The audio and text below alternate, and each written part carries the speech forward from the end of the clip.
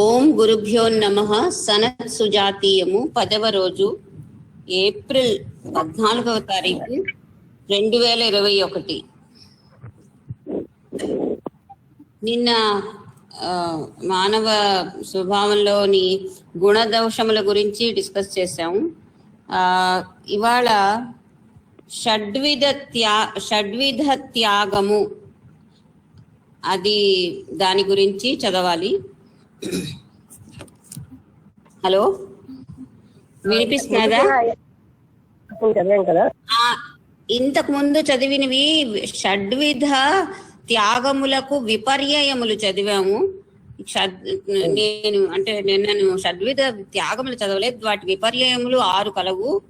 అందులో లక్ష్మి ప్రాప్తించినచో కలుగు హర్షము, అప్రియము కలిగినప్పుడు పొందు దుఃఖము, స్వంతానికి యాచించడము, అపాత్రదానము, అర్హత ఉండి కూడా ఇష్టాపూర్తములు చేయకుండుట, కామమును వీడకుండుట. ఇవి త్యాగాలకి విపర్యయాలుగా చెప్పారు. ఇప్పుడు త్యాగాలు చెప్తున్నారు. మనం అది చదవాలి. ఇప్పుడు నేను కొంచెం కన్ఫ్యూజ్ అయ్యాను. అందుకని షడ్విధ త్యాగము శ్రేష్టమైనది, వానిలో 3వది దుష్కరము. అంత కిందనిచ్చారు 6 షడ్విధ త్యాగాలు. దానిచే మానవుడు దుఃఖమును మీరగలడు. దానిచే ద్వైత భావము తొలగిపోవును. దానిని ఆచరించినచో సర్వత్రా విజయము లభించును అని ఆకరణ చదివాము. శంకర భాష్యంలో త్యాగము 6 విధములు అని చెప్పారు. ఒకటి ప్రియమును పొందినను హర్షింపకుండుట. అంటే ఏదైనా మనకు మంచి జరిగినా అతిగా ఆనందించకుండా తటస్థంగా ఉండడం. అప్రియమును పొందిన దుఃఖింపకుండుట. 2. ఎందుకంటే ఒక ప్రియంతో దాని వెనకాల అప్రియం కూడా వస్తుందని, ఒక సుఖంతో దాని వెనకాల దుఃఖం కూడా వస్తుందని మనం భావంతో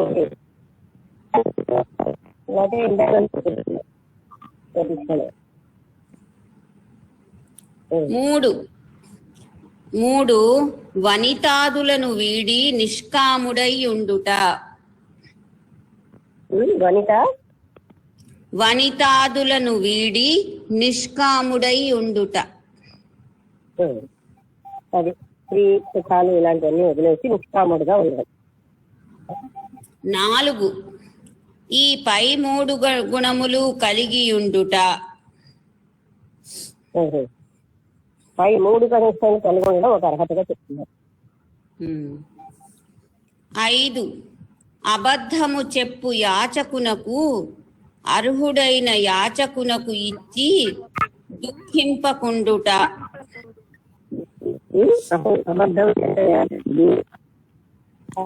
అర్హుడైన యాచకుడికి ఇవ్వాలి. అబద్ధము చెప్పు యాచకునకు అర్హుడైన యాచకునకు ఇచ్చి దుఃఖింపకుండుట. అంటే అర్హుడైన యాచకుడికి అబద్ధం చెప్పే యాచకుడికి ఇవ్వాలి, ఇచ్చి దుఃఖించకుండా ఉండాలి. అంటే దీన్ని దానం గురించి చెప్తున్నారా? అబద్ధం చెప్పేవాడికైనా ఇచ్చిమంటున్నారు.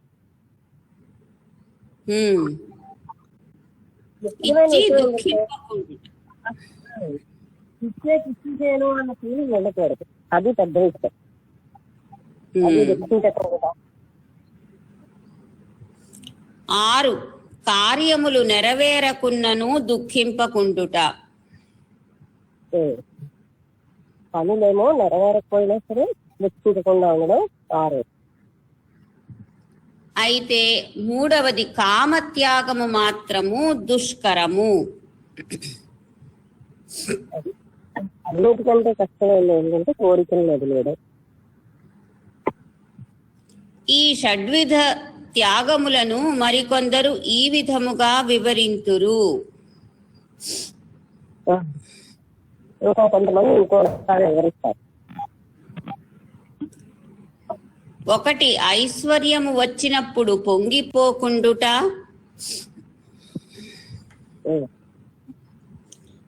వైరాగ్యముతో ఇష్టాపూర్తములను 2 వైరాగ్యముతో ఇష్టాపూర్తములను ఆచరించుట,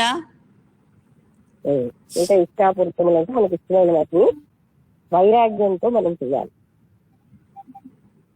సంపదని 3 కామత్యాగము, ఇది మహాగుణము, దీనిని అందరూ పొందజాలరు. కోరికను వెళ్ళడం మాత్రం చాలా పెద్ద విషయం, ఇది అందరూ పొందలేరు. 4 మంచి కార్యములు చేసి తుదకు దుఃఖించరాదు. అది మంచి కార్యాలకి చేస్తారు కానీ ఎందుకు చేసేస్తాను ఇంత డబ్బులు వేసేది అని దుఃఖించకూడదు. చేసిన తర్వాత దుఃఖించకుండా ఉండడం. 5 సుఖ దుఃఖములందు సమాన భావం ఉండవలెను. సుఖం మీద దుఃఖం దుఃఖం తర్వాత సుఖం వస్తూనే ఉంటాయి. సమాన భావం అంటే మనం కూడా స్థాయిగా జీవించగలం, బ్యాలెన్స్ చేయగలుగుతాం. అదే ఇంబ్యాలెన్స్ అయిపోతాం వస్తున్నారు. 6 అర్థించిన వానికి పుత్రాదులనైనను దానము చేయుట. అర్థించిన వారికి పుత్రాదులనైనను దానము చేయుట అంటే అడిగిన వాళ్ళకి కొడుకుని సైతం, అంటే కొడుకు అంత అంటే అలాంటి వాటిని కూడా దానం చేయాలంటున్నారు. అంటే దేవుని పట్ల పాజిటివ్ మైండ్ ఉంటుంది. కానీ పుత్రాదులను ఇచ్చేయడం గొప్ప కష్టం. ఎలా ఇష్టం అన్నది ఉన్నది మనం తెలుసుకోవాలి కదా. మనకి కష్టం అవ్వచ్చు, ఏమంటారు పూర్తి వైరాగ్యంలో తనవాడు అన్న భావం పోగొట్టుకోగలం. మోహం వల్ల మన మన అన్న భావం ఏమంటారు? అవును అవును, డీప్ గా వెళితే అదే అర్థం. వాళ్ళ ఎగ్జామ్ రేపేమో మైండ్ మారిపోతుంది. అంటే ఏంటి, ధనం నా ధనం అనే మోహం ఉండదు.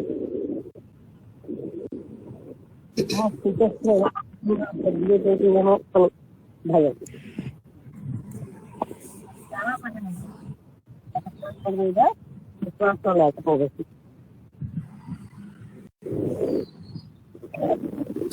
నెక్స్ట్ శ్లోకం. ఇంకోటి ఏంటంటే ఇస్తున్న కొద్ది వచ్చింది. విషయం ఏంటంటే ఒక్కటే ఇస్తే ఆయన ఒక్కటే బంగారం చేయండి. ఇవ్వగలిగిన వాళ్ళకి ఇస్తూనే ఉంటాడు భగవంతుడు లాస్ కర్మ ప్రకారం. కానీ ఇవ్వగలగడం ఒక ప్రత్యేక అర్థం. ఎన్నో అది రాదు. ధనం ఉన్నది లేకపోవడం కాదు. ధనం ఉన్న వాళ్ళు అప్పుడు ఇవ్వలేదు, ధనం లేని వాళ్ళు ఇవ్వగలరు. ఏమిటి లక్ష్మి, మరొకసారి రిపీట్ చేయవా? రిపీట్. ధనం ఉన్నప్పుడే అసలు ఇవ్వలేదు, ధనం లేని వాళ్ళు చక్కగా ఇవ్వగలరు. ధనం ఉన్న వాళ్ళకి ధనం ఎక్కడ పోతుంది, సెక్యూరిటీ ఎక్కడ పోతుందో, ఆ తర్వాత ధన ఆర్జనే వ్యసనం అలా ఉంటారు. అందుకని ఇవ్వగలిగిన వాళ్ళు ఎప్పుడు కూడా ధనం తక్కువ ఉన్న వాళ్ళే ఇవ్వగలుగుతున్నారు. ధనం ఉన్న వాళ్ళు స్వార్థంతో ఇస్తారు. అంటే ధనంతో వాళ్ళకి బాగా లంపటం పెట్టుకుంటారు, అందుకని ఇవ్వలేకపోతారేమో. ధనంతో మరి వాళ్ళు ఎందుకు పెట్టుకోవాలి? ధనం లేని వాళ్ళు ఇంకా పెట్టుకోవాలి, కానీ పెట్టుకోరు. ధనం ఉన్న వాళ్ళకే అంత లంపటం ఉంటే, అయ్యో తక్కువ ధనం ఉంది కదా ఇది ఖర్చు పెట్టేస్తే ఎలాగని వాళ్ళకి ఉండట్లేదేంటి? ఒక ఆయనకి అస్సలు డబ్బు లేక అందరం సహాయం చేస్తారు. ఆయనకేదో ఉద్యోగం వస్తే ఫస్ట్ జీతం అంతా చేతికి ఇచ్చేసారు. అలా ఇవ్వగలగడం అంత గొప్ప విషయం. జీతం అంతా మంచి ఉద్యోగం వచ్చాడు.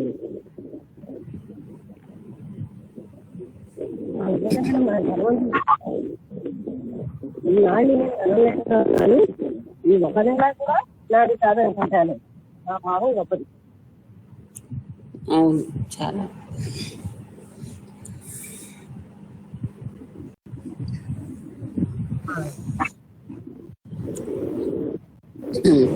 ఓకే. 28వ శ్లోకము. శ్రేయాంస్తు షడ్విధస్త్యాగః శ్రియం ప్రాప్య న హృష్యతి ఇష్టాపూర్తే ద్వితీయం స్యాన్నిత్య వైరాగ్య యోగతః. షడ్విధ త్యాగం. త్యాగం విషయంలో కొంచెం తెగింపు పవర్ తో తెచ్చుకుంటే అది వాళ్ళకి ఎంతో బ్లెస్సింగ్. కానీ అది తెచ్చుకోలేకే మనుషులు బాధపడుతున్నారు.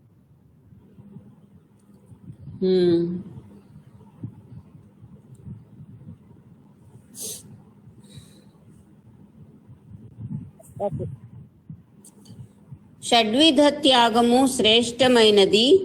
దానిని ఆచరించిన వాడు సంపద నొందియు హర్షింపడు. వానిలో ఇష్టాపూర్తము రెండవది.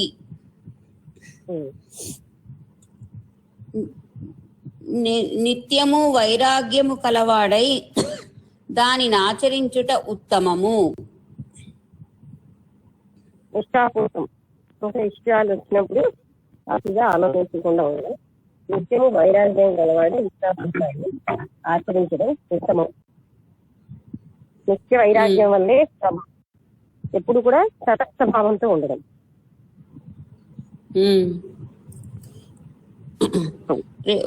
మళ్ళీ 1, 2 అని రాశారు దీంట్లో. 1 సంపద విద్యను పొందియు హర్షింపకుండుట. 2 యాగాదులు తటకారామాదుల నిర్మాణము. ఈ రెండును త్యాగములే.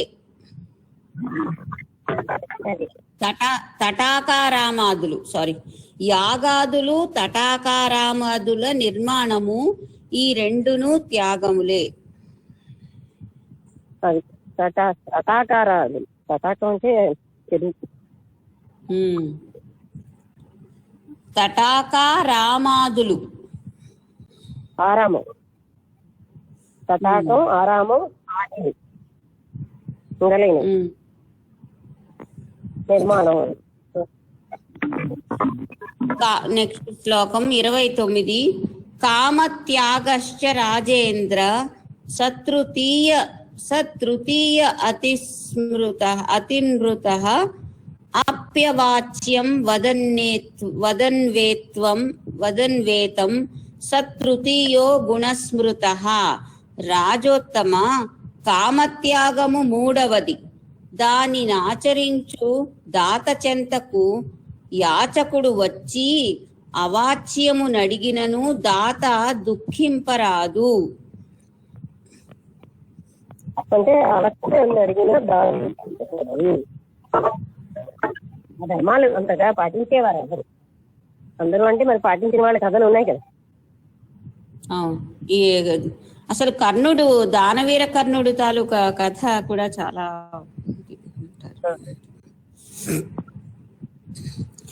సో యాచకుడు వచ్చి అవాచ్యమును అడిగినను దాత దుఃఖింపరాదు. అప్పుడే అది సుగుణమగును. అంటే దుఃఖించకుండా ఇవ్వగలగాలి. నెక్స్ట్ శ్లోకం.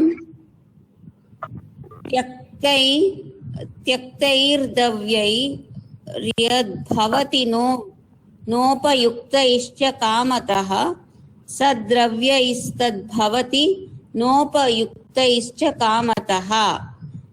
31 శ్లోకం. దాని అంటే 3 శ్లోకాలు వరుసగా రాశారు. ఆ తర్వాత దాని తర్వాత వాటి తాత్పర్యాలు వరుసగా ఇచ్చారు. నచ కర్మ స్వసిద్ధేషు దుఃఖంతే న చనగ్లపేత్ సర్వైరేవ గుణైర్యుక్తో ద్రవ్యవానపి యో భవేత్. 31 శ్లోకం. 32 అప్రియే చ సముత్పన్నే వ్యధాంజాతు సగచ్చతి ఇష్టాన్ పుత్రాంశ్చ దారాంశ్చన యాచేత కదాచన. 32 వనితాదులను వీడుటచే కలుగు నిష్కామత్వము కామపూర్వకముగా కలుగదు.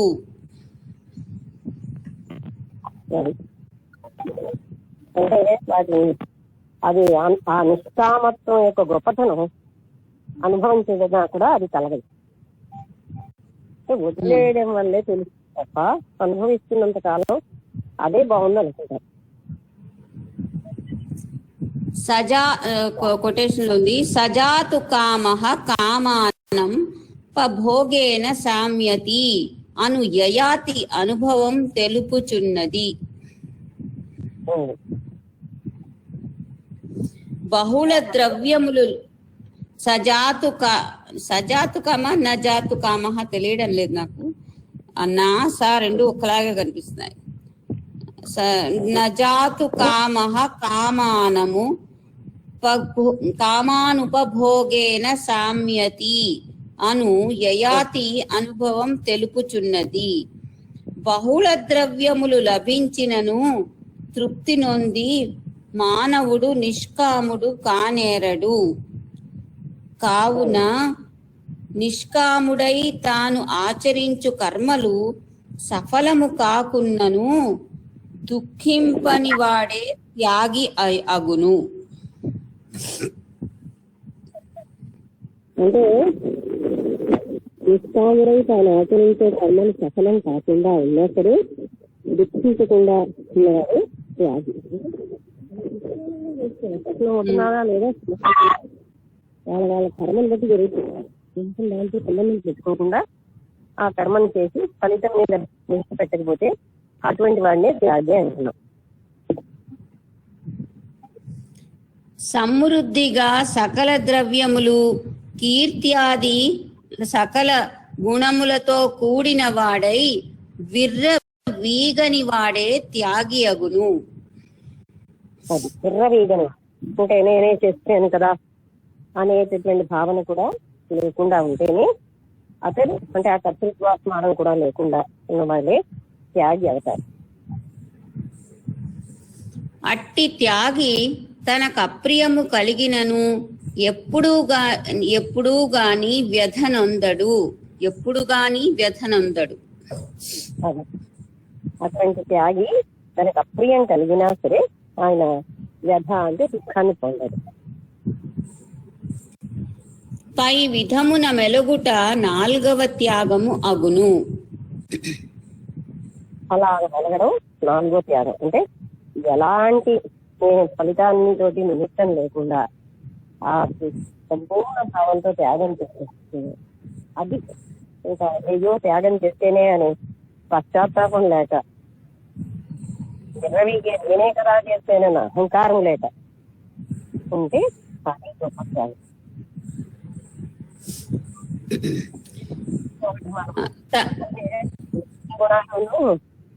అన్నీ ఉంటాయి, అందరికీ తెలుసు. కానీ ఆ సమయానికి ఆ బలహీనతల నుంచి మనం బయటపడాలి. ఓహో ఎన్నో త్యాగం చేసేసారు అని మనం కూడా ఎదుగుతాం. ఆ క్షణానికి తెలుసుకోవడం మనకంటే ఎప్పుడు ఎంతో మంది ఉంటున్నా అయినా అది కూడా కాదు. ఏది గొప్ప అన్నది లేదు ప్రపంచంలో. ఒకరిని మించి ఒకళ్ళు ఎప్పుడు ఉంటారు. అది మన బలహీనత. ఏది లేనివాడు కూడా అహంకారంతో ఉంటాడు. ఎందుకు నువ్వు అహంకారంగా ఉన్నావంటే వాడే చెప్పలేదు. దీనివల్ల ఇది బలహీనత వల్లే మనం ఇలా ఉంటున్నాం. దీన్ని మనం జయించాలి ఈ బలహీనత.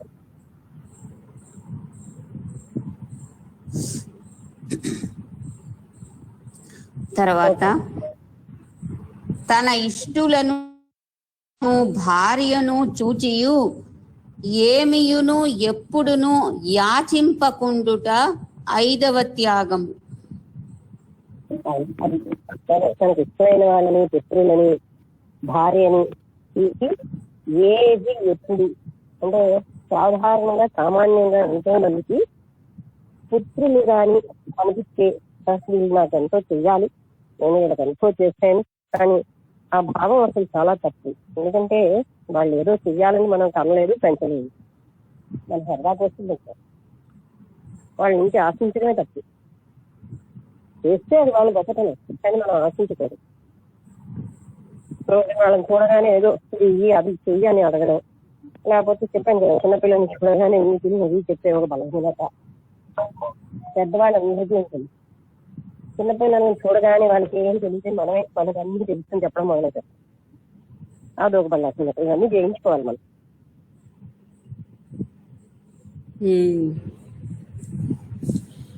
తర్వాత యోగ్యుడైన యాచకునకు అపిగినదు అని రాశారు. ఒసగుట శుభకరము, అది 6వ త్యాగం. యోగ్యుడైన యాచకునకు అపిగినది అని ఉన్నది లక్ష్మి, నాకు అర్థం తెలియదు. అపిగినది ఒసగుట అవసరమైనది, అతని ఫిట్ అయినది ఇవ్వడం. ఒసగుట శుభకరము, అది 6వ త్యాగము. అది యోగ్యుడైన వాడికి ఏం అవసరమో అది ఇవ్వడం, అది 6వ త్యాగం. పరికింపగా ఆయా వితులకు సైతము వారికి ఇష్టమైన వస్తువుల నొసగుట సుగుణము. అది అంటే వాళ్ళకి ఇష్టం లేని ఇచ్చి మనం ఇబ్బంది అనవసరం కదా. మనకైనా మనకి ఇష్టమైన ఇస్తేనే మంచిది అంతే. అంటే మనకు అక్కర్లేను అంటే ఏం చేస్తాం, అతని ఏదో పడేసి కొన్నాళ్ళు గౌరవార్థం ఉంచుతాం,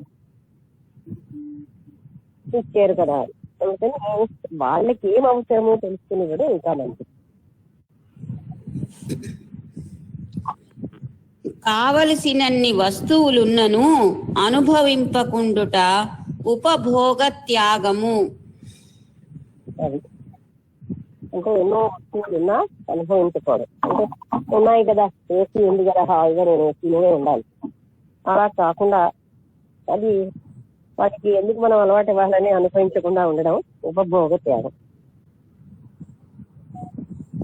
అంటే ఏంటి, మనకి అంటే వస్తువులు ఉన్నా వాటిని దాచుకోవడం, తర్వాత ఎప్పుడైనా పనికొస్తుంది అని చెప్పి వదిలేయడం, ఇవా తేడా ఉంది కదా. వస్తువులు ఉన్నాయి కదా అని అనుభవించక్కర్లే, అది దాచుకోవడం అది ఇక్కడ చెప్పేది వేరే రకం. వస్తువులు ఉన్నా సరే అనుభవించకుండా ఉండదు. అంటే అనుభవించడానికి అని ఎందుకు అనుకోవాలి, దానివల్ల అవన్నిటికి భోగాలకు అలవాటు అయిపోతాం అని కూడా భావంతో ఇక్కడ చెప్తున్న పాయింట్ అది. భోగాలకు అయిపోవడం ఇష్టం లేక మనకి అంత సంపదలు ఉన్నా సింపుల్ గా జీవించవచ్చు, అది గొప్పతనమే కదా. గొప్పతనం వేరు, ఆలోచన.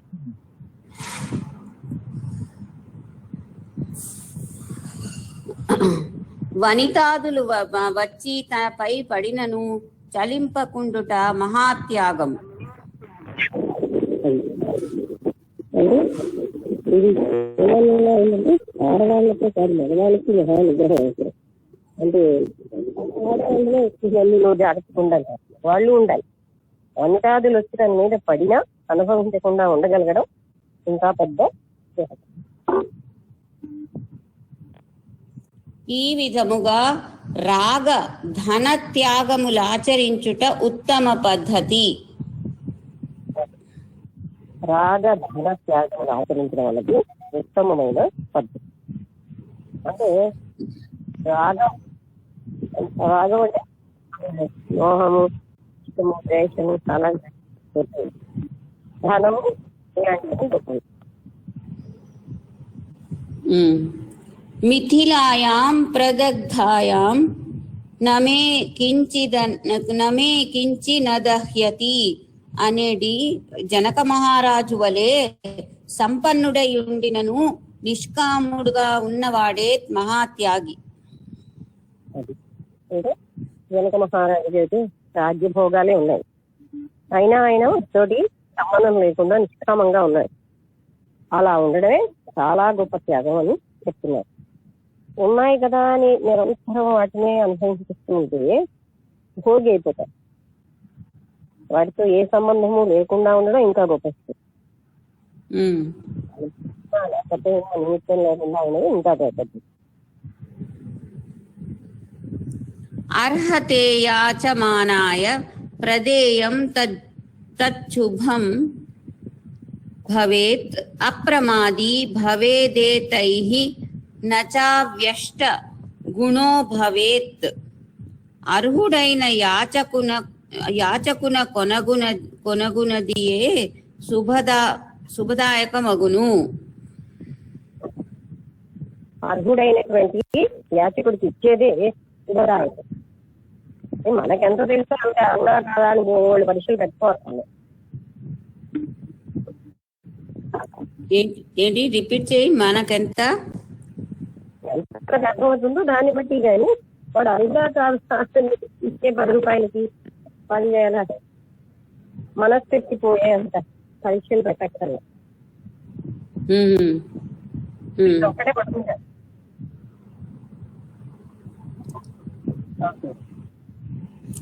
పై త్యాగముచే ప్రమాదరహితుడును అష్టగుణుడును అగును.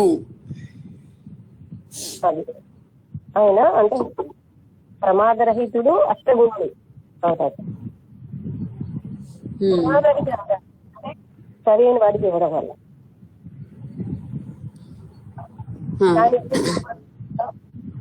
సరైన వాడా కాదా మనం చూడక్కర్లే. శంకర భాష్యంలో మళ్ళీ రాశారు, అప్రమాదము అనగా కొటేషన్ లో ఉంది, అపధ్యాన మలోధర్మో మలోర్ధస్య నిగూహనం అప్రమాదమలః కామో భూయస్స గుణవర్ధనః. రాజధర్మముల సూక్తి అని బ్రాకెట్ లో ఉంది. మోక్ష ధర్మమును కానరానీయక కప్పిపుచ్చునదే మలము. మోక్ష ధర్మమును కానరానీయక కప్పిపుచ్చునదే మలము. అది రెండు విధములు.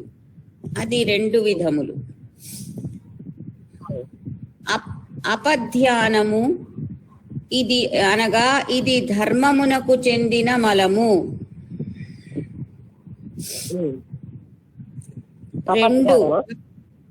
అపధ్యానము అనగా ఇది ధర్మమునకు చెందిన మలము. 2 అప్రమాదము ఇది అనగా ఇది కామమునకు చెందిన మలము. అప్రధానము తర్వాత మొదటిది అపధ్యానము అప్రమాదము.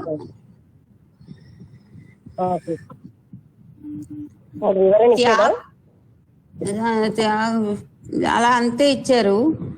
ఇంకా చదువుతున్నాను. త్యాగ బుద్ధితో ప్రమాదములు తొలగును, అటు పిమ్మట కామము నశించును, అప్పుడు అది ప్రమాది మోక్షమును పొందును.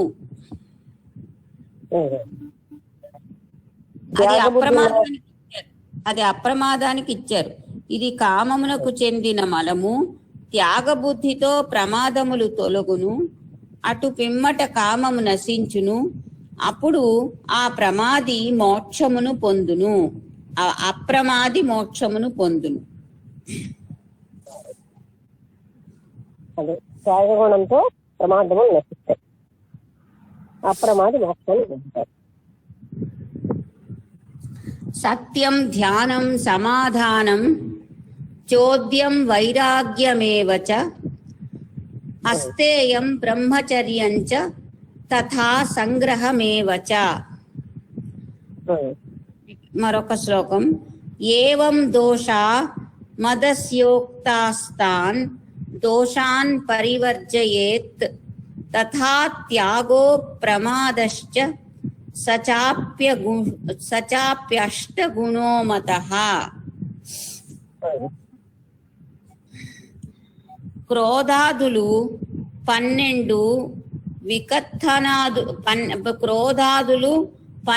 వికత్తనాదులు 6 కలిసి 18 దమదోషములుగా పూర్వం చెప్పబడినవి.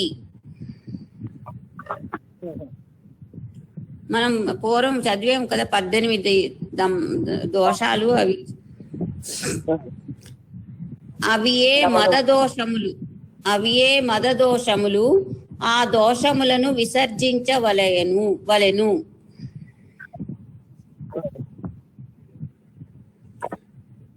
వాటిని వీడినచో అప్రమాదియగును. అట్టి ప్రమాదహీనుడే అష్టగుణుడు. ఆ గుణములు అని 6 గుణాలు ఇచ్చారు. 6 కాదు ఇచ్చారు కొన్ని గుణాలు, 8 గుణాలు, అష్టగుణాలు. 1 సత్యము, 2 ధ్యానము, 3 సమాధానము. సమాధానము అంటే ఇంతకుముందు కూడా మనం సమాధానము, 4 చోద్యము, 5 వైరాగ్యము, 6 అస్తేయము, 7 బ్రహ్మచర్యము, 8 అసంగ్రహము. అన్నిటికీ మీనింగ్స్ ఇచ్చారు లక్ష్మి నెక్స్ట్ సెంటెన్స్ లో. సత్యము అనగా యథార్థ భాషణము.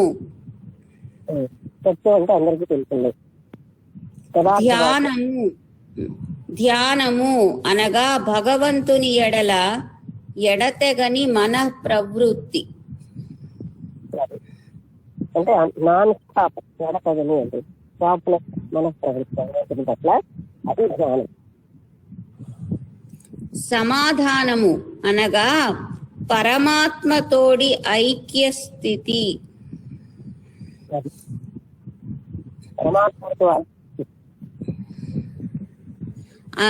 ఐక్య స్థితి, సంప్రజ్ఞాత అసంప్రజ్ఞాత సమాధి స్థితి.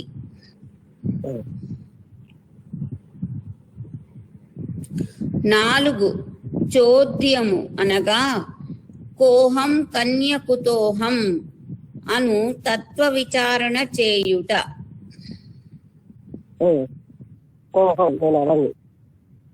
తర్వాత కన్యకుతోహం, కస్య కుతోహమా కన్యకుతోహం? కస్య కుతోహం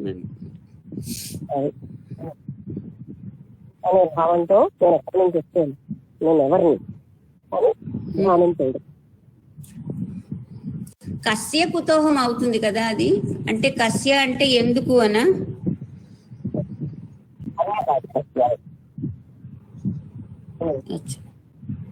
అను తత్వ విచారణ చేయటం. 5 వైరాగ్యము అంటే శబ్దాది విషయములందు విరక్తి. అస్తేయము దొంగ బుద్ధి లేకుండుట. బ్రహ్మచర్యం 7 బ్రహ్మచర్యము 8 విధ మైథున లక్షణములు. స్మరణం, కీర్తనం, కేళి, వీక్షణం, గుహ్య భాషణం, సంకల్పం మొదలగునవి లేకుండుట.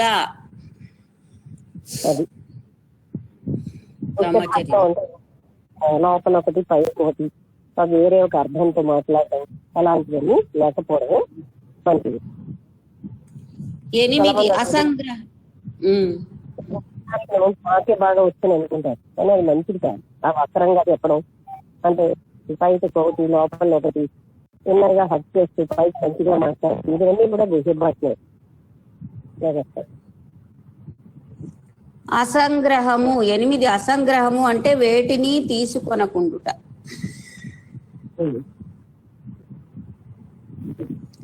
అష్టాదోషాః ప్రమాదన్యతాన్ దోషాన్ పరివర్జయేత్ ఇంద్రియేభ్యశ్చ పంచభ్యో మనశ్చైవ భారత అతీత నాగతేభ్యశ్చ ముక్త్యుపేత సుఖీ భవేత్. ప్రమాదమునకు గల 8 దోషములను విడువవలెను.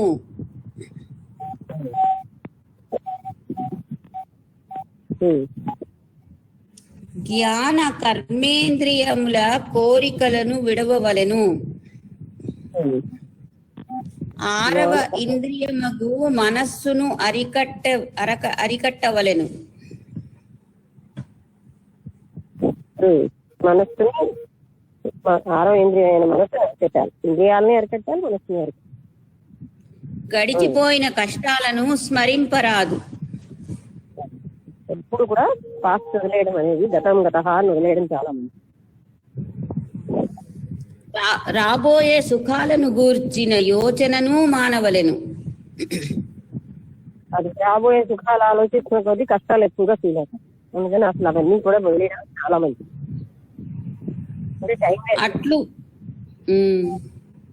అట్లు మెలిగిన వాడే సుఖి అయి ముక్తుడగును. ఆయన ఆటోమేటిక్ గా నువ్వు ఇక్కడ బాగుంటాడు, ఇహంలో నేను పరలోకంలో ముక్తుడవుతాడు.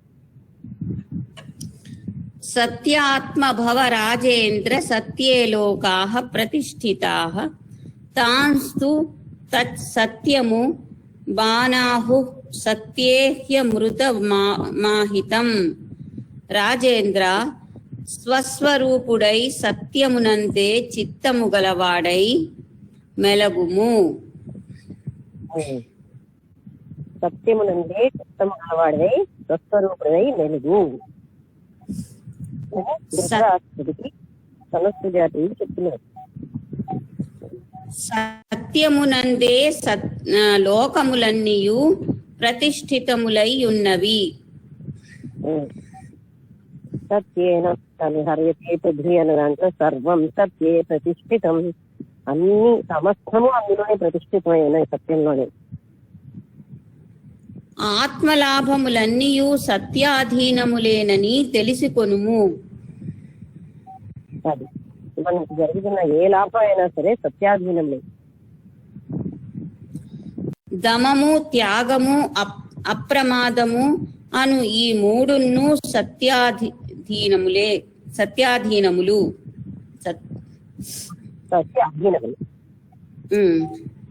ఇంకా ఉంది ఒకసారి, సత్యాధీనములు సత్యప్రధానములని పెద్దలు చెప్పిరి.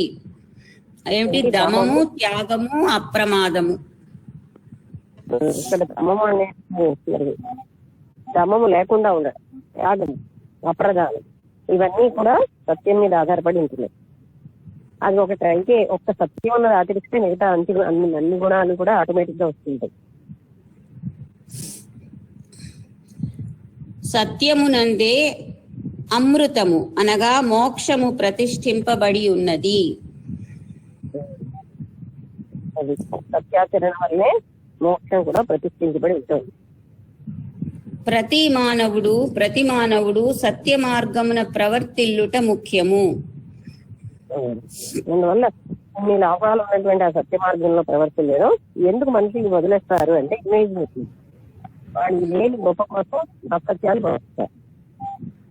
తర్వాత అధర్మం ఇష్టమైన పనులకి ఇష్టం ఉండడం బట్టి సత్యాలు వేసుకుంటారు. మనిషి ఎప్పుడైతే ధర్మంగా ఉన్నాడో తన యొక్క కోరికలేమో అటువంటి రేపు వెళ్లకుండా తన మనోనిగ్రహం ఉన్న వాడికి అసత్యం పట్టుకోవాల్సిన అవసరం లేదు. ఇమేజ్ మేకింగ్ తో సంబంధం లేని వాడికి అసత్యం అసలే పట్టుకోవస్తారు. తన ఇమేజ్ దెబ్బతింటుందేమో అంటూ దానికి లోపల వాసనలు వేరేగా ఉంటాయి, బయటకి ఇమేజ్ వేరేగా ఉంటుంది. అటువంటిప్పుడు అసత్యాలు చెప్పి జీవిస్తూ ఉంటారు. ఇవన్నీ కూడా అధర్మ కోరికలు కనుక వాళ్ళు సుఖంగా ఉండరు, ఇప్పుడు సుఖంగా ఉండరు, తర్వాత మంచి ప్రాప్తి రాదు. క్రోధాది దోషములను పూర్తిగా విడనాడి తపోవ్రతము ఈ లోకముననే ఆచరింపవలెను.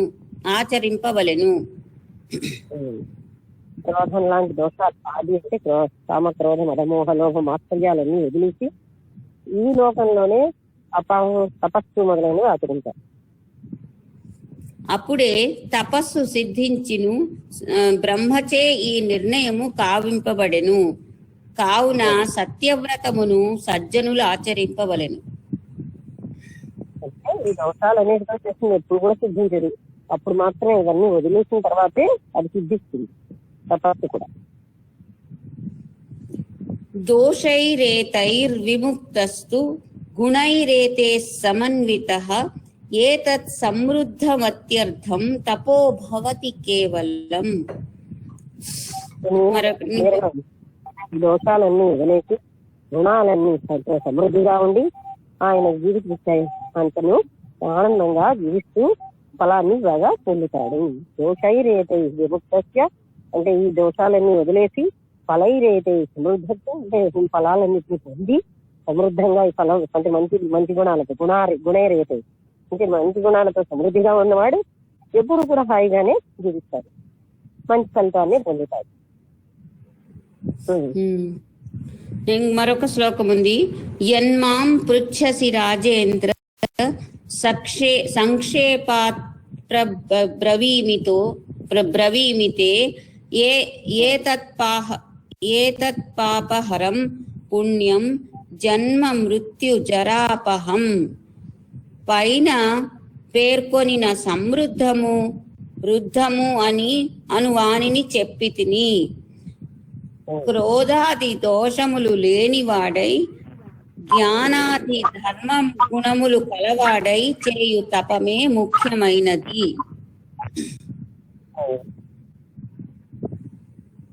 ఓకే, అదే చెప్తున్నారు. దోష గుణాలన్నీ వదిలేసి గుణాలన్నిటితో కలిసిన తపస్సే ముఖ్యమైనది, సమృద్ధమైనది. అది ఏ అర్థమును అనగా లౌకిక ప్రయోజనములను అతిక్రమించినదై ఉండును. అది లౌకిక ప్రయోజనాలను అతిక్రమించిందే ఉంటుంది. అంటే ఏదైనా మనం లౌకిక ప్రయోజనం కోసం చేసాము అంటే ఇంకా ఏమి ఫలితం దానికి లేదు. వాటినే మనం స్వార్థపూరిత కర్మలు అంటున్నాం. లౌకిక ప్రయోజనాలకి అతిక్రమించినప్పుడే అవి ఫలిస్తాయి. మన లౌకిక ప్రయోజనం నుంచి బయటపడాలి. మనం ఎప్పుడు లౌకిక ప్రయోజనాలైనా మరి అటువంటిప్పుడు ఏం జరుగుతుంది? వాళ్ళు ఎప్పుడు ముందుకు వెళ్ళలేరు. ప్రతి పనికి లౌకిక ప్రయోజనం ఆలోచిస్తారు. ఒకరికి వెళ్ళి ఒక 5 కిలోమీటర్లు వెళ్ళి ఏదైనా జ్ఞానం బోధించాలి, ఏమిటి లాభం అని ఆలోచిస్తాం. అలాంటి ఆలోచనలు ఎదురేస్తేనే మనం జీవించగలం. ధర్మం కోసమే ఆచరించాలి. రైట్ వర్క్ అంటారు కృష్ణమూర్తి గారు. అంటే ఏది రైటో రైట్ ఫర్ రైట్ సేక్ చేయాలి. ఇంకో ఒక ఫలితం పెట్టుకోవాలి. ఆ పెట్టుకోవడం వల్ల అది ఫలించదు. అంటే ఏది ఫలించదు? మనకి ఏదైతే ఉత్సాహమో అది రావట్లేదు. ఒక దగ్గరికి వెళ్ళి 4 రకాలుగా ఫలితాలు ఆశిస్తాం. అది మనకి బంధమే. లేకపోతే మన డబ్బులు మన స్వార్థానికి 1 కోటి రూపాయలైనా ఖర్చు పెట్టచ్చు. ఎవరికైనా హితవు చేయడానికి 100 రూపాయలు ఖర్చు పెట్టడానికి కూడా మనం బాధపడతాం. ఎందుకంటే వాళ్ళకి ఉపకారం చేయాలి. అందుకని చెప్పి మనకి 1 కోటి రూపాయలు ఉన్నా 1000 రూపాయలైనా అయిందంటే 1000 రూపాయలు అయిపోయి అని బాధపడతాం. ఎందుకంటే పరభావం.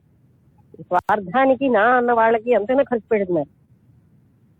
నా కాని వాటి కోసం ఏదైనా ఉపకారానికి ఖర్చు పెట్టినప్పుడు చాలా బాధపడిపోతారు.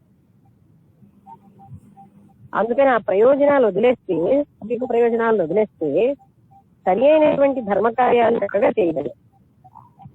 ఇదంతా తెలివి తక్కువ ఆలోచనే. ఇంత కొడుకులు అని నా అన్న వాళ్ళకి పని చేస్తే వాళ్ళందరూ తర్వాత ఎంత నిస్సాకారంగా చూసినా పర్వాలే. ఎవరికి ఎంత ఒక మనం అంత లాభ నష్టాలు వేరే వేసుకుని పనులు చేస్తూ ఉంటాము. దానివల్ల ఏమీ మనకి సిద్ధించట్లేదు. మనకి ఏది ప్రాప్తమో అదే సిద్ధిస్తూ ఉంటుంది. ఈ బేరీజుల వల్ల నష్టమే. అందుకని ఇహలోక కోరిక ప్రతిదానికి ముడి పెట్టక్కర్లే. అక్కడికి వెళ్తే ఫలానా వాళ్ళని చూడొచ్చు, మా చుట్టాలను చూసి వచ్చి లక్ష్మి దగ్గరికి వెళ్తే వసంతలత అన్నట్టు అవన్నీ ఏంటంటే ఇహలోక. వెళ్తే సత్సంగత్యం ఎంత దూరమైనా వెళ్ళాలి అంటే అది చుట్టాలను చూడడానికి సత్సంగానికి బోల్డ్ తేడా ఉంది. అసలు దగ్గరికి వెళ్ళాక తిరిగి ఇంటికి వచ్చి పుణ్యక్షేత్రానికి వెళ్ళాక ఎందుకు ఆ ప్రభావం నుంచి డిసిపేట్ అయిపోకుండా. అందుకని చెప్పి సత్సాంగత్యానికి ఉన్న విలువ మనం దాన్ని ఎన్నెన్నో ముడిపెడతాం. అక్కడ మా చుట్టాలు ఉన్నారండి, అక్కడికి వచ్చినప్పుడు నేను వస్తానంటారు. అని చుట్టాలు ఇంటికి రావడం అంత ప్రాముఖ్యమా? అలా ఆలోచిస్తున్నాం మన ప్రయారిటీస్ అలా ఉంటాయి. మనకి ఇహలోకమైనటువంటి బంధాల నుంచి పోగొట్టుకోవడం కంటే చుట్టాలతో ఉండడం గొప్పది మనకి. ఎందుకంటే మన ప్రయారిటీ, మన అజ్ఞానం బట్టి మన ప్రయారిటీస్ ఉంటాయి. ఒక ఆయన చాలా ధనవంతుడే, రామస్వామి స్వామికి చెప్పగా మా ఇంటికి వచ్చారు, హనుమాన్ జంక్షన్ అన్న ఊరి నుంచి.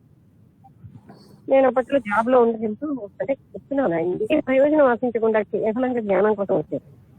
అది వాళ్ళు తక్కువ. అందువల్ల మనం మన ప్రయారిటీస్ బట్టే మనకు ఫలితాలు వస్తాయి. ఈ పనులన్నీ చేసుకోవచ్చు. అవన్నీ ఎందుకు ఆలోచించాలి?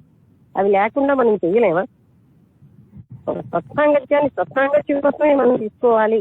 దానికి అంత ఇంపార్టెన్స్ ఉంది. వీటన్నిటికంటే చుట్టాలతో ఉన్న కంటే వాటన్నిటికంటే గొప్పదని తెలుసుకుంటే కదా వ్యక్తి ఆ పని చేయగలడు. లేకపోతే ఈ బేరాలే అంటే అలా వాళ్ళని చూసి వస్తాం, ఇది కొనుక్కుంటాం, అక్కడ మార్కెట్ ఉంది అది కొనుక్కుంటాం, లక్ష్మి చూడడంతో పాటు ఇలాంటివన్నిటితో వాళ్ళ ఫలితాలు అలాగే ఉంటాయి.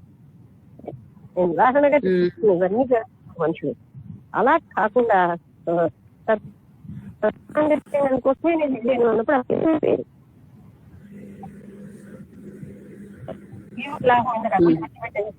ఏమిటి? శరీరానికి ఇంత డబ్బులు ఖర్చు పెట్టేస్తే లాభం ఏమైనా ఉందా? ఎంత ఖర్చు పెట్టేస్తాం ఇక్కడ భోగాలకి, వాటికి, గొప్పలకి. అవేమైనా లాభం ఉందనే ఖర్చు పెడుతున్నావా? ఒక సత్పురుషుడి దగ్గరికి వెళ్ళినప్పుడు ఎన్ని లాభ నష్టాలు తెలుసుకుంటాము.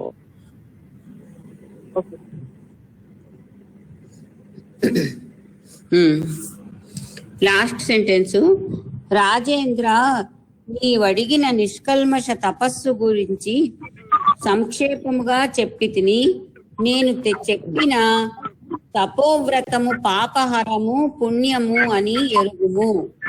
వారు జన్మ మృత్యు జరలను దాటగలరు. నేను చెప్పిన తపోవ్రతాలన్నింటినీ ఆచరిస్తే జన్మ మృత్యు జరా దోషాలు దాటగలరు. సో ఇక్కడ ఆపుదాం. 7:20.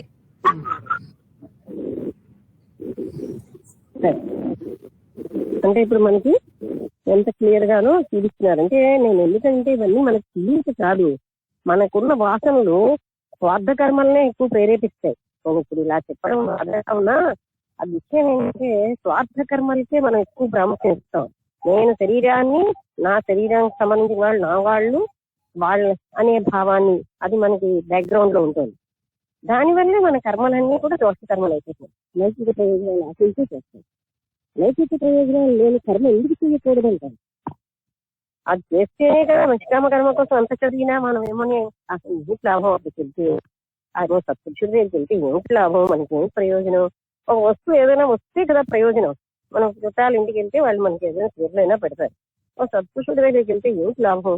ఇలా అంటే జ్ఞానం అన్నది ఉంది, వైరాగ్యం అని ఉన్నవాళ్ళు సత్పురుషుల దగ్గరికి వెళ్తారు. ఆ స్థితి లేని వాళ్ళకి ఏదో ఇతలోక ప్రయోజనం వస్తుందనే అంటారు. ఎప్పుడు ఇంట్లోక ప్రయోజనం ఆశిస్తారు. చాలా మంది తీసుకుంటే కొంతమంది ఆవిడ జ్యోతిష్యం చెప్తారా అని చెప్పారండి. చెప్పకపోతే రారన్నారు. కానీ స్థితి ఆ సత్పురుష సాంగత్యం ఎంత గొప్పది కదా అనేది చాలా మందికి తెలియదు. అంటే కబీర్దాసు సత్పురుషుడు ప్రోత్సహిస్తుంది నన్ను సాగుతో సన్నేసిన ఆయన మనస్సుని ప్రసన్నించేస్తే కానీ ఆయన మీద అలగొట్టు అని చెప్తాడు. ఎందుకంటే సత్పురుషులు ఏ ధ్వని చేసినా వాటికి ఎంతో ప్రయోజనం ఉంటుంది. మనం ఏం చేస్తామంటే సత్పురుషుడి దగ్గరికి వెళ్ళి మనకున్న దోషాలని వాళ్ళకి ఆపాదిస్తాం. మనం ఎలా కాలుతో పనిచేసామో అతను నేను పనిచేయడం ప్రవేశం తెచ్చుకుంటాం. ఆయన ఇంటర్నెట్ వేరు పని చేయడంలో. మనం వెనక కావాలి, స్వార్థపూరితమే, వాళ్ళని నిస్వార్థపూరితమే, మన ప్రయోజనానికి చేస్తారు. కానీ మనం నేర్చుకున్నాం కనుక తెలుసుకోలేము. ఎందుకని సత్పురుషుడి యొక్క ఆచరణ మన బుద్ధికి అందదు. అది నారాయణ మహారాజు ఆయన అదే చెప్పారు. ఒక చిన్న చెల్లితో సముద్రాన్ని కొనగలవా? అది ఎంత అసాధ్యం. సత్పురుషుడు నేర్చు తెలుసుకోవడం అంత అసాధ్యం. మన మానసిక స్థితి ఒక చిన్న చెంబులో ఉంది. మనం సముద్రం లోతు ఎలా కొలవగలం?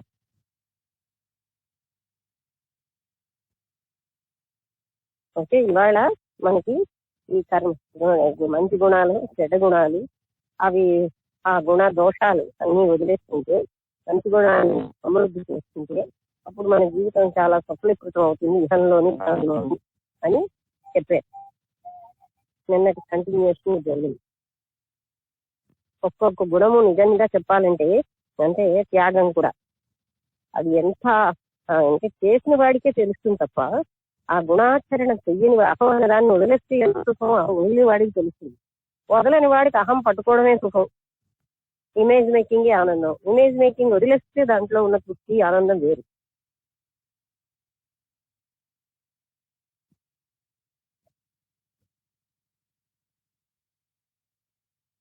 ఓకే, ఇంకెవరైనా మాట్లాడతారా?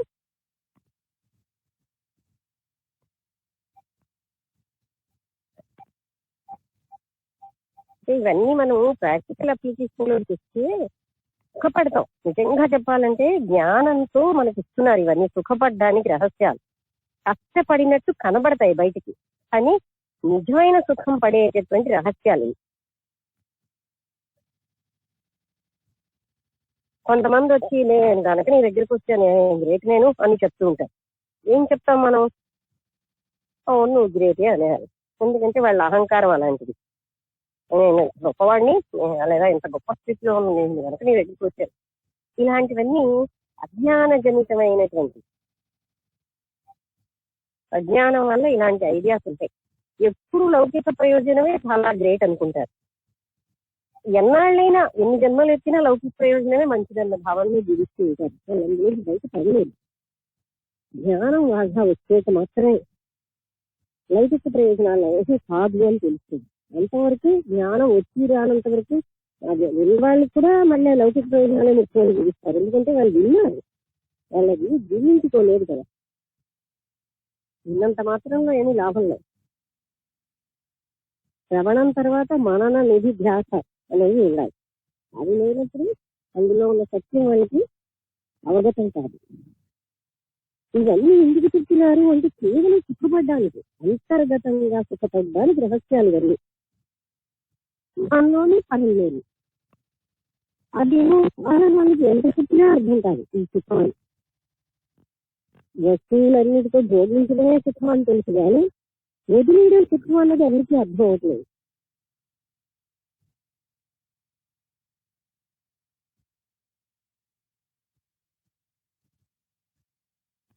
అందుకే మనం లౌకిక ప్రయోజనాలను దృష్టిలో పెట్టుకుంటాం.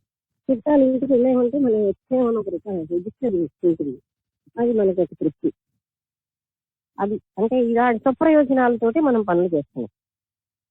ఎందుకు వెళ్ళాలి ఒకరింటికి? వాళ్ళకి ప్రశాంతులు ఇవ్వడానికి వెళ్ళాలి, వాళ్ళకి ఒక రకమైన ఆనందాన్ని ఇవ్వడానికి వెళ్ళాలి, ఒక రకమైనటువంటి వాళ్ళకి శాంతాన్ని ఇవ్వడానికి వెళ్ళాలి. వాళ్ళు లేరా అంటే ఉన్నా సరే మన వైపు నుంచి మన ప్రేమని, మన ఆనందాన్ని, మన సుఖాన్ని మనం వాళ్ళకి ఒక రకమైన ధైర్యాన్ని అన్ని మనం ఇవ్వడానికి వెళ్ళాలి తప్ప ఎందుకంటే వెళ్ళడం అనేది మనం చెప్పుకోవాలి. ఎక్కడ ఎవరిని వెళ్ళినా, ఎక్కడ ఎవరిని చూసినా ఇది మన లక్ష్యం అవ్వాలి. ఇచ్చేటటువంటి విధంగా ఉండగలిగే స్థితి మనకి రావాలి. స్వయం సమృద్ధి.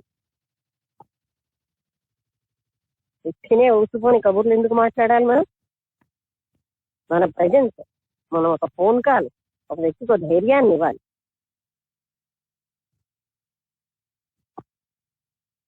ఓకే, ఇంకెవరైనా మాట్లాడతారా? నమస్తే అమ్మా. హలో, నమస్తే అమ్మా. ఇందులో ఈ సనజ్జాతీయంలో ముఖ్యంగా చెప్పుకోవాల్సింది ఏంటమ్మా అంటే ప్రతి దోషాన్ని క్లియర్ గా చెప్తున్నారమ్మా. అంటే మనం ఆధ్యాత్మిక సాధనలో అవనివ్వండి, భౌతికంగా అవనివ్వండి, ఎక్కడెక్కడైతే మనం అంటే ఎంతసేపు మనం ఏం చేస్తాం సరే అంటే లౌకిక ప్రయోజనాల గురించి ఆలోచిస్తాం. అంటే మీరు చెప్పినట్టు ఎంత అలా వదిలితే మనం అంత హాయిగా ఉంటున్నాం అన్న సంగతి మనం మర్చిపోతున్నాము. ఎందుకంటే ఇవన్నీ లాస్ట్ దాకా అంటే జీవిత శర్మాంకం దాకా 60-70 సంవత్సరాలు వచ్చినా మనం ఇవన్నీ కూడా పట్టుకొని వెంపర్లాడి చివరికి జీవితం కోల్పోతున్నాం తప్ప వదులుకుంటే ఆనందంగా ఉంటామన్న సంగతి మనం మర్చిపోతున్నాం. అందులో సనజ్జాతీయంలో ఇవి చాలా క్లారిటీగా, అంటే ప్రతిదీ కూడా ఎక్కడెక్కడైతే మనం దోషాలు చేస్తున్నామో అవన్నీ క్లియర్ గా చెప్తున్నారమ్మా మనకి. అంటే ఇలాంటి గొప్ప జ్ఞానం కావాలంటే మనం ఇవన్నీ వదులుకోవాలి.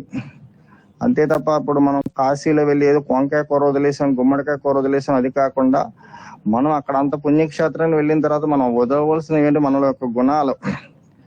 ఈ గుణాలని 3 కూడా, ఈ సత్వ రజో స్తమో గుణాలను 3కి ఈ 3 గుణాలను దాటితే తప్ప మనకి ఇదేంటో ఈ జ్ఞానం ఏంటో అర్థం కాదమ్మా. కాబట్టి ఇలాంటివన్నీ మన ముందుకు ఎందుకు వస్తున్నాయంటే ఇవన్నీ ఒకటి అంటే మీరు ఎంత బోధించినా నాకు మారాలని లేకపోతే ఎప్పటికి నాలో మార్పు రాదమ్మా. అదేం చేయాలంటే మీరు అన్నట్టు వినడం, అంటే శ్రవణం, మననం, నిధిధ్యాసనం. ఇదేంటంటే నా అంతలా నేను తీవ్రమైనటువంటి తపనతో నేను మార్చుకోవాలి. అంతే తప్ప మనకి చాలా మంది గురువు ఏదో చేసాడు, గురువు ఏం చేస్తాడని గైడ్ లైన్స్ అంతవరకే గురువు చేసే పని. అందుకే రామకృష్ణ పరమహంస వివేకానంద చూస్తున్నట్టు నువ్వు భారతదేశాన్ని వదిలేస్తావా అంట. సో ఏంటంటే ఆ గురువు శిష్యుల యొక్క సంబంధం సో ఎంతలో అంటే మీరు ఎంతో తపనతో ఎంతో ప్రేమతో అంటే ఇంతలా గత 6-7 నెలల నుంచి మాకు బోధిస్తున్నారంటే ఆ ప్రేమ అద్వితీయమైనటువంటి ప్రేమ అన్నమాట. సో అది మేము ఏం చేయాలి, ఇంకా మా బాగా చేసుకుని మాలో ఏ లోపల అయితే ఉన్నట్టు గుణాలని అన్ని ఎప్పుడైతే మేము రహితం చేసుకున్నామో ఆ గొప్ప ఆనందానికి హేతు. అప్పుడు ఏంటవుతుందంటే కష్టం వచ్చిన ఆనందంగా ఉండగలం, సుఖం వచ్చిన ఆనందంగా ఉండగలం. సుఖం వచ్చి ఏదో పొంగిపోయి ఏదో అయిపోకుండా ఆ సుఖంలో కూడా మేము కష్టంలో సుఖంలో రెండింటినీ సరిసమానంగా చూసుకుని స్థితి పొందేటువంటి అవకాశం ఉండడం. కాబట్టి ఇలాంటి గొప్ప జ్ఞానం ఇది మామూలు జ్ఞానం కాదమ్మా. అంటే అందుకంటే ఈ జ్ఞానం ద్వారా అంటే మొన్ననే ఒక వీడియో చూసామమ్మా. అంటే ధ్యానం మోక్షం ఇస్తుందా? సో ధ్యానం మోక్షం అది కూడా మానసిక కర్మే కదా. ధ్యానం ఎందుకు మోక్షం ఇస్తుంది అంటే నిరంతర విచారణ. అది మీరు ముందు నుంచి చెప్తున్నారమ్మా. స్టార్టింగ్ డే నుంచి కూడా విచారణ ద్వారా మాత్రమే మనం అంటే మన యోగ మాస్టర్స్ లో కూడా వచ్చింది. నువ్వు ఎన్ని 100 సంవత్సరాలు మీరు ధ్యానాలు చేసినా సరే మళ్ళా మనసు మామూలు అయిపోతుంది. కాబట్టి ఏంటి ఆ మనస్సుని మనం సంస్కరించుకుని అమనస్కృతి చేరుకోవడం అంటే ఇదంతా ఒక సాధన, ప్రతిరోజు ప్రక్రియ. అది అంటే మేము ఎప్పుడైతే మనం సాధించగలిగామో డెఫినెట్ గా మీరు అన్నటువంటి ఆనందం తప్పకుండా ఈ జన్మలోనే పొందగలమమ్మా. ఎందుకంటే ఇలాంటి అవకాశం మరలా వస్తుందని ఏమీ లేదమ్మా. ఎందుకంటే ఇలాంటి సత్సంగాల గురించి ఎంతో పరితపించి ఒకనొకప్పుడు సత్సంగం ఉంటే బాగుందని చెప్పి ఎంతో పరితపించేవారు. అటువంటిది ఈ రోజు సత్సంగం ఇది మామూలు సత్సంగం కాదమ్మా. అంటే జీవితాన్ని ఉద్ధరించుకునేటువంటి గొప్ప సత్సంగం. ఇలాంటి సత్సంగం అంటే మా జీవితాన్ని తరింప చేసుకోవడానికని మాకు బాగా అర్థం అవ్వాలమ్మా. కాబట్టి ఇలాంటి గొప్ప జ్ఞానం ప్రతిరోజు మీరు అందిస్తున్నారన్నమాట. అంటే ఎక్కడెక్కడంటే ఈ సనజ్జాయితీ ఇంకా క్లారిటీగా ఏంటంటే ప్రతి దోషాన్ని కూడా చక్కగా చెప్పగలుగుతున్నారు అన్నమాట. అది చెప్పడమే కాకుండా మీరు మాకు అర్థమయ్యే పరిభాషలు ప్రతిదీ వివరిస్తున్నారు మాకు. కాబట్టి ఇలాంటి గొప్ప జ్ఞానం అందించిన మీకు శతకోటి నమస్కారాలమ్మా. అంటే ప్రతిరోజు ఏంటవుతుంది సార్ అంటే ఇది వినటం వలన మాలో ఏదైతే నెగిటివ్ థాట్స్ అయితే ఉన్నాయో, ఏవైతే నెగిటివ్ ఫీలింగ్స్ అయితే ఉన్నాయో, ఇంతకు ముందు ఎక్కడెక్కడైతే మేము తప్పులు చేసామో అవన్నీ సరిదిద్దుకోవడానికి గొప్ప అవకాశం, గొప్ప నాందిగా మారిందమ్మా. అందుకే చెప్తున్నా, గత 6 నెలల్లో మాలో చాలా ట్రెమండస్ చేంజెస్ వచ్చాయమ్మా. అది నేను బాగా చెప్పగలను. సో అందువల్ల మాకు చిన్న ఇప్పుడు కష్టం వచ్చినా సరే ఆనందంగా ఉండగలుగుతున్నాం. ప్రతిదీ కూడా ప్రతి పని ఆనందంతో చేయగలుగుతున్నాం అమ్మా. ఈ ఆనందంతో చేయగలం ఏంటవుతుందంటే 1 గంటలో చేసే పని అరగంట 30 గంటలో చేసుకుని వెళ్ళిపోతున్నాం. అంతే తప్ప ఇది కష్టమైన పని, ఇది సులభమైన పని ఏమి లేదు. సో చేస్తున్నాం అంతే. ఆనందం ప్రతిదీ ఒక ఆటలా అంటే ఇప్పుడు ఏం చేసినా ఒక ఆటలా అయిపోతున్నాం మాకు. అంటే ఒక పని ఒక పాఠం చెప్పిన ఒక ఆటలా ఉంటుంది, ఇంకేదేం చేసిన ఒక ఆటలాగా ఆట ఆడుకోవడానికి ఎంత ఆనందంగా వెళ్తున్నామో ఇప్పుడు కూడా ఒక ఆటలా వెళ్ళిపోతున్నాము. ఇది నిజంగా ఇలాంటి గొప్ప జ్ఞానం అందించిన మీకు శతకోటి నమస్కారాలమ్మా. గురువం తత్సత్. నమస్కారం అండి, బాగానే చెప్పారు. ఇంకెవరైనా మాట్లాడతారా?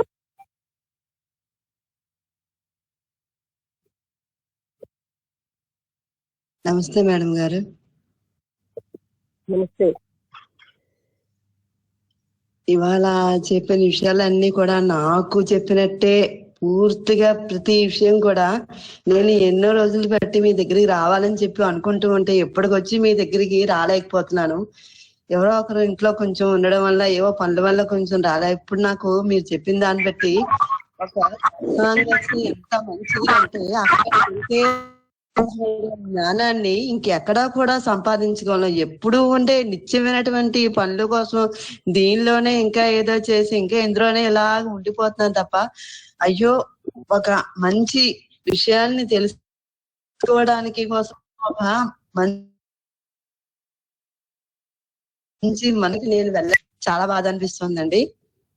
నేను అతి తొందరగా మీ దగ్గరికి వచ్చి నాలో ఉండేటువంటి దోషాలన్నిటిని కూడా నివృత్తి చేసుకోగలను అనేటువంటి నమ్మకాన్ని చేసుకోగలను అనే నమ్మకం నాకు కలుగుతోందండి. మీరు వాళ్ళు చెప్పిన విషయాలన్నీ కూడా ప్రతిరోజు కూడా నేను మననం చేసుకుంటూ నాలో ఉన్న దోషాన్ని ఒక్కొక్కటి తగ్గించుకుంటూ ఎక్కువగా ఏంటంటే అనవసరమైనటువంటి విషయాల కన్నా ఏదైతే మనకి ముక్తి లభిస్తుందో, ఏదైతే ఈ జీవితానికి మంచి మార్గాన్ని తెలుసుకోవడానికి అవసరమైనటువంటి విషయాల్ని ఎక్కువగా తెలుసుకోవాలని చెప్పేసి ఈ వీటిలో ఉండిపోతే ఇంకా నాలో ఇంకా ఏంటంటే ఇవే విషయాలు ఏదో ఇంకా ఈ 4 రోజులు బట్టి వినకపోవడం వల్ల మధ్యలో వింటున్నా కూడా ఈ అనవసరమైనటువంటి విషయాలే బుర్రలోకి అన్ని కూడా ఇది వరకు విన్నటువంటి శ్రద్ధ అది కూడా ఇప్పుడు నాలో తగ్గిందండి. అలా కాకుండా నిరంతరం దీని మీదే దృష్టి పెట్టి ప్రతి క్షణం కూడా ప్రతి విషయాన్ని కూడా మననం చేసుకుంటూ మీ యొక్క వాక్యాలన్నీ కూడా నిరంతరం వినాలని చెప్పేసి మనస్ఫూర్తిగా కోరుకుంటున్నానండి. అతి త్వరలో మీ దగ్గరికి రావాలని చెప్పేసి భగవంతునికి ధన్యవాదాలు తెలుపుకుంటున్నానండి. మీరు మాకు ఎంతలా చెప్తున్నందుకు మీకు ధన్యవాదాలు మేడం గారు. నమస్తే అండి. నమస్తే అండి. చెప్పారు ఇంకా ఎవరైనా మాట్లాడతారా? నమస్తే అండి. గుడ్ మార్నింగ్ మేడం గారు. గుడ్ మార్నింగ్ అండి. చెప్పండి ఫిర్యాదు గారు. ఎన్ని విన్నా కుక్కను తీసుకెళ్లి సింహాసనం ఎక్కించి అశుద్ధం చూసి దిక్కును ఊగిన అది సంస్కారాలు పోవట్లేదండి. ఏంటంటే అది మనం సంపాదించాము, మన పిల్లలకి ఇవ్వాలా, మన వాళ్ళే బాగుపడాలా అనేది ఉన్నా వాళ్ళల్లో కూడా ఉండాలి కదా. వాళ్ళు కూడా ఇప్పుడు ఎంతో మంది అనాథాశ్రమంలో జాయిన్ చేసేసి వీళ్ళు ఇచ్చిన ఆశ్రమం వాళ్ళు అనుభవిస్తున్నారు. కాకపోతే వాళ్ళు ఇంత కష్టపడింది మనం తెలుసో తెలియకో మన వాళ్ళు అనమో వీళ్ళు అనుకుంటున్నారు. కానీ వాళ్ళు అలా చేశారని వీళ్ళ ఆస్తులు బయట లేని వాళ్ళకి ఇవ్వలేరు కదా. అంత భూములు ఇస్తున్నారు, చదువులు చదివిస్తున్నారు, ఆస్తులు ఇస్తున్నారు, ఎన్నో కావచ్చు పెడుతున్నారు పిల్లలకి. అలాగని లేనోళ్ళు ఎవరైనా ఇంకా ఇస్తే ఏ గుడికో కొద్దిగా దానం ఇస్తారు తప్ప లేనోళ్ళు అందరికీ ఈ పిల్లలకి ఇవ్వకుండా అందరికీ పంచుదామన్నా అలా ఇవ్వలేరు. ఇవ్వడానికి మనసు ఒప్పదు. మన పిల్లలకి ఇచ్చినప్పుడు వాళ్ళు కూడా హ్యాండ్ ఇస్తున్నారు తప్ప వాళ్ళ తల్లిదండ్రులు ఇప్పుడు చూసే కాలం ఎవరికి లేదు. ఎవరి మనసు వాళ్ళు నిదానం చేసుకుని మనం ఎంతవరకు ఉండాలో ఎంతవరకు చేయాలో మనం తినడానికే సంపాదించుకోవాలి, మనం ఉండడానికే జీవించడానికే ఉండాలి అన్నట్టుగా ఉంటే జీవితం అంతా కూడా చాలా బాగుంటుందండి. అది సంస్కారం నేర్చుకుని మనం వదలకుండా మంచి నేర్చుకుని చెడు వదిలినప్పుడే మనం బాగుపడాలి. అనేక రకాల ఆలోచనలు ఉన్నా కానీ మనం మంచి చెప్పిన ఆలోచన ఒక్కటి మైండ్ లో పెట్టుకోవడానికి ఎవరికైనా మీరు అన్నట్టు అందరిలోని కలిసి ఎక్కడికో వెళ్ళినా ఫోన్ చేసుకున్నా మా వాళ్ళు ఇలా చేశారండి, నాకు ఈ బాధలు ఉన్నాయండి, నాకు ఈ కష్టాలు ఉన్నాయండి అవి చెప్పుకోవడమే తప్ప ఇలాగా మన రాబోయే జన్మ గురించి రాబోయే మన జీవితం గురించి చెప్పడం కానీ అనుభవం కానీ ఏమో ఉండలేదండి ఎక్కడ చూసినా. అది చాలా థ్యాంక్స్ అండి. ఇంత వివరంగా ప్రతి కుటుంబంలో జరిగే విషయాలు మీరు అన్ని చెప్పినవన్నీ కూడా అవన్నీ గుర్తుకొస్తుంటే ఇంకా ఏమీ జీవితము ఇంకా మనం ఇలాంటివి వదులుకున్నామా అనిపించి చాలా బాధ సంతోషం కూడా ఉంటుందండి. చాలా థ్యాంక్స్ అండి. బాగా చెప్పారు సూర్యావతి గారు. రాదంటూనే పెద్దగా కనిపిస్తుంది. నిజమే కదా.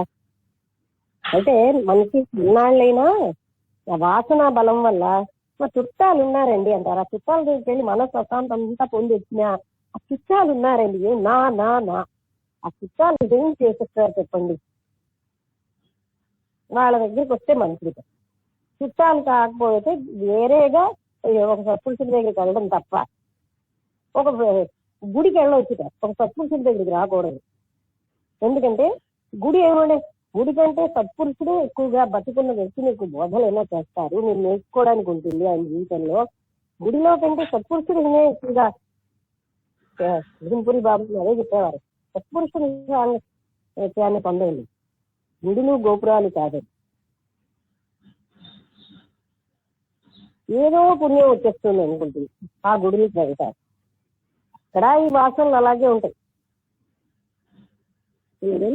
సత్పురుష సంగతి చాలా గొప్పది. దానికని మీరు ₹7 పని చేసినా నష్టం లేదు. అలాంటిది అయ్యో అంత టికెట్లు అయిపోతాయి, అంత డబ్బులు తెచ్చుకుంటాయి అయితే అవుతాయి. అది చాలా గొప్పదని నేను మర్చిపోకూడదు. డబ్బులతో తెలుసుకోలేదు.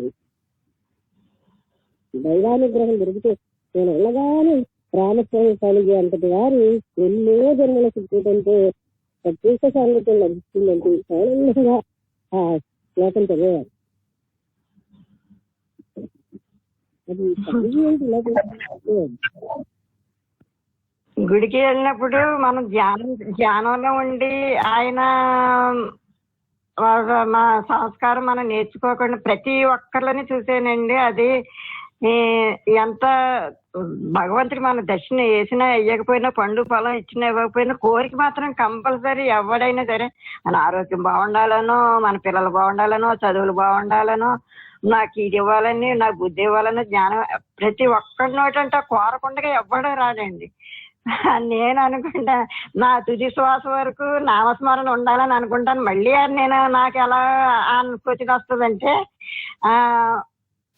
ఏంటి దేవుడు ఇవ్వాలని అంటే మనం అనుకోవాలి కానీ భగవద్ నామస్మరణ మనం చేసుకోవాలి కానీ మళ్ళీ దేవుడిని ఇమ్మంటున్నాను ఏంటి అని క్వశ్చన్ మళ్ళీ నాకే వస్తుందండి. అది నేను దేవుడికి ఇచ్చినా ఇవ్వకపోయినా, నేను ఆరోగ్యం పోకపోయినా కష్టాలు ఎన్నో అనుభవించాను. కానీ అంటే ఇప్పుడు మీ దగ్గర చెప్తున్నాను, ఎప్పుడు కూడా నాకు ఇది చెయ్యి, ఇది నాకు కావాలి, నాకు ఈ ఆస్తి కావాలి, ఈ మంచి పిల్లలు కావాలని ఎప్పుడు కూడా నేను దండం పెట్టుకోలేదు.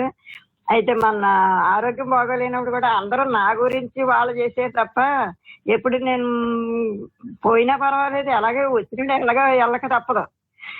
మనం జీవి పుట్టిన తర్వాత మళ్ళీ వెళ్ళక తప్పదు. కానీ ఎన్నాడు ఉంచుతాడు. ఒకవేళ మనం భగవంతుడు మనం ఇంకా జీవించాలన్నా ఇంకా ఆశ ఇంకా ఉంటది, ఇంకా సంపాదించాలని ఆశ ఉంటది, ఇంకా జీవించాలని ఆశ ఉంటది. కానీ ఎప్పటికైనా వెళ్ళక తప్పదు కదా. అందరూ ఆశ్చర్యంగా అంటారు కానీ మీరు పుణ్యం చేశారండి అంటే, నేను పుణ్యం చేయలేదు, నేను దండం పెట్టుకోలేదు, నేను ఈ కొబ్బరికాయ కొడతాను, ఈ 1000 ఎత్తాను, 100 ఎత్తాను, నన్ను బాగు చేయని నేను దండం పెట్టుకోలేదు. అందరూ చేశారు కాదంటూ. ప్రతి కులవాడిని నేను ఆదరిస్తాను. కానీ యేసుక్రీస్తు వాళ్ళు ఇచ్చారండి, ఓన్ సంత వాళ్ళు ఇచ్చారు, మన గురువు గారు లాంటి వాళ్ళు ఇచ్చారు, మనం ఉపన్యాసం చెప్పి స్వామీజీ వచ్చారు. అందరూ కూడా నా గురించి ప్రార్థన దండం పెట్టుకున్న వాళ్ళే కానీ నేను ఎవరిని ఆదరించి మా కుమ్మలోకి వచ్చారు. అదే నాకు ఆనందం. దేవుడే వచ్చి నాకు తగ్గించినట్టుగా అనిపించింది అంతే అండి. నాకు మనసు అంటే భగవంతుడు అంటే మనలోనే ఉన్నాడు, వాళ్ళలోని ఎదరు మనిషిలోనే ఉన్నాడు, మనలోనే ఉన్నాడు అని అనిపించింది.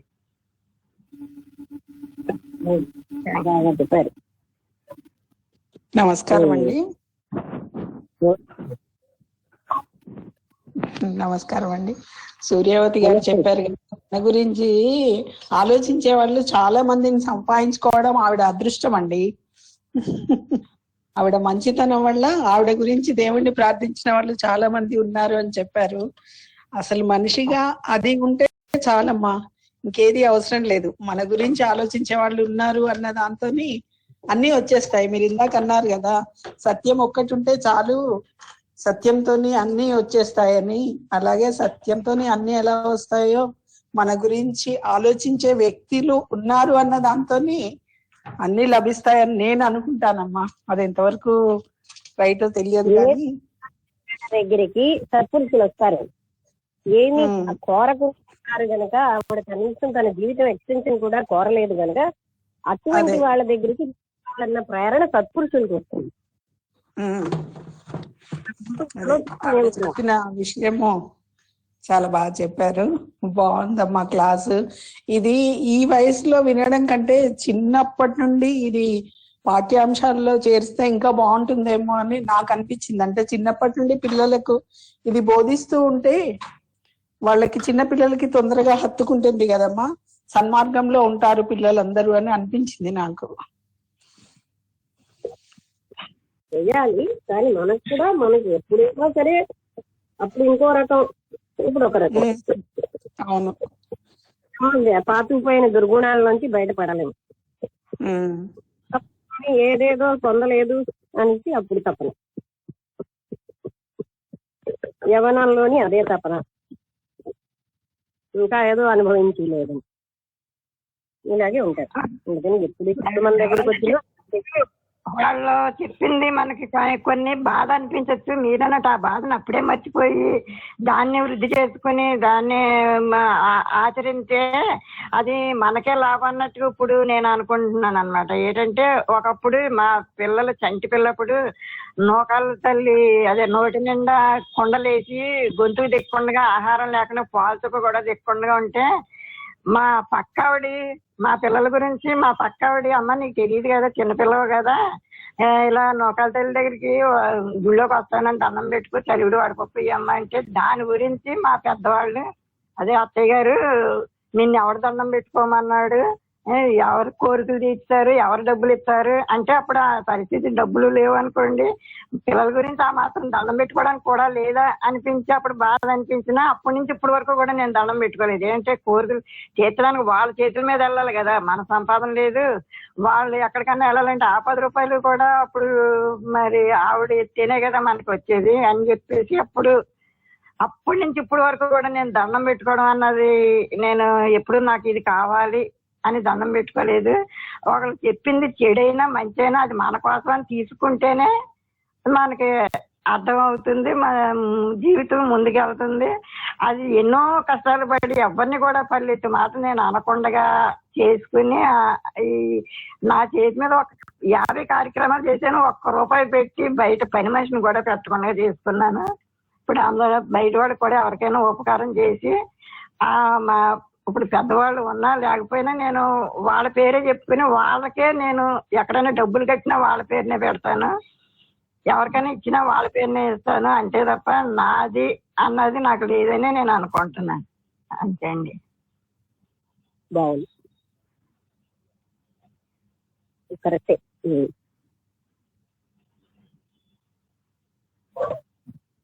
ఇంకెవరైనా మాట్లాడతారా?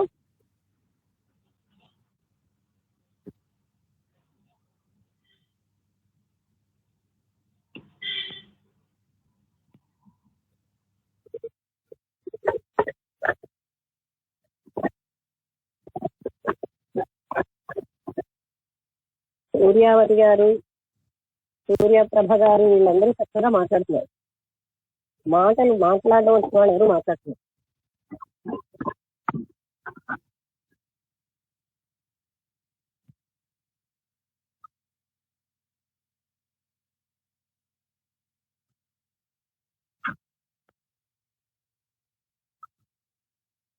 ఓకే,